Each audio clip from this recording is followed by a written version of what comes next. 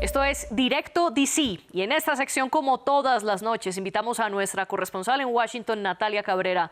Natalia, bienvenida una vez más. Aunque hemos hablado en múltiples ocasiones de los aranceles y la amenaza que esto implica por parte de Estados Unidos, no es la única tensión que tiene este país con Canadá. De hecho, Washington pausó las negociaciones del tratado que tenía con Canadá para compartir el agua del río de Columbia. Cuéntenos por qué importa esto.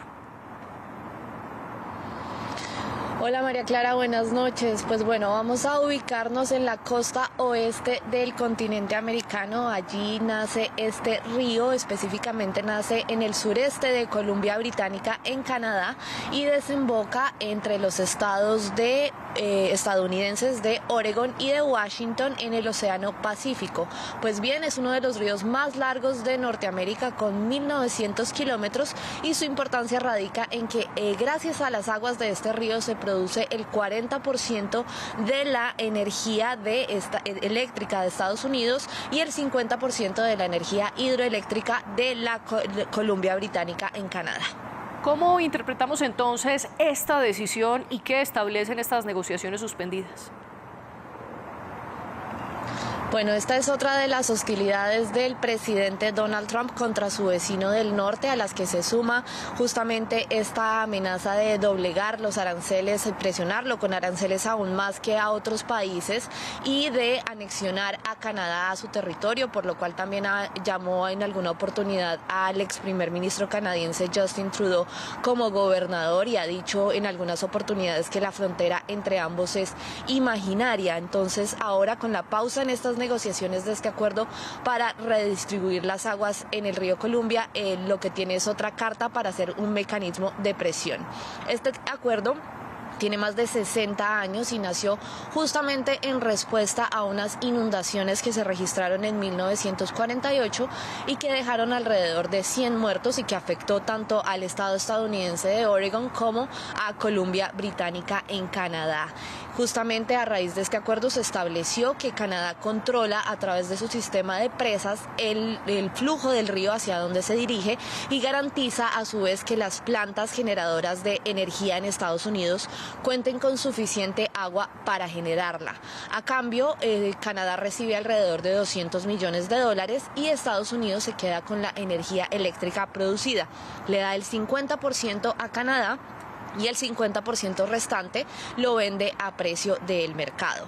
Este acuerdo está por expirar en septiembre. La administración anterior de Joe Biden intentó renegociarlo y estuvo tratando de dejarlo listo antes de que Donald Trump llegara de nuevo a la Casa Blanca, pero solamente consiguió firmar un acuerdo temporal por 3 años.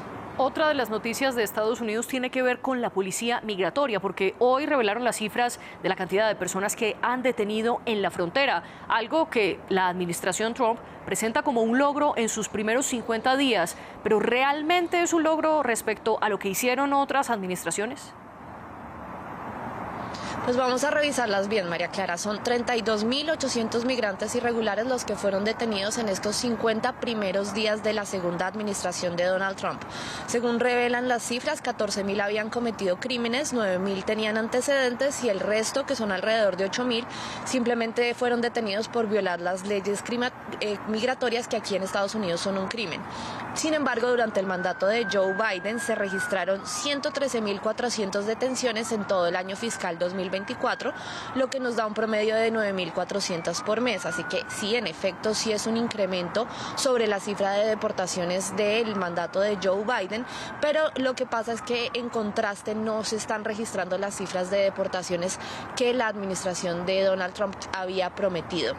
Si revisamos las cifras de deportaciones durante el mandato de Joe Biden en 2024, en promedio se registraron alrededor de 57.000, y las únicas cifras que se han revelado hasta el momento por parte de las autoridades son las del mes de enero, del cual Joe Biden de hecho estuvo al mando durante los primeros 19 días, y fueron alrededor de 37.000 deportaciones.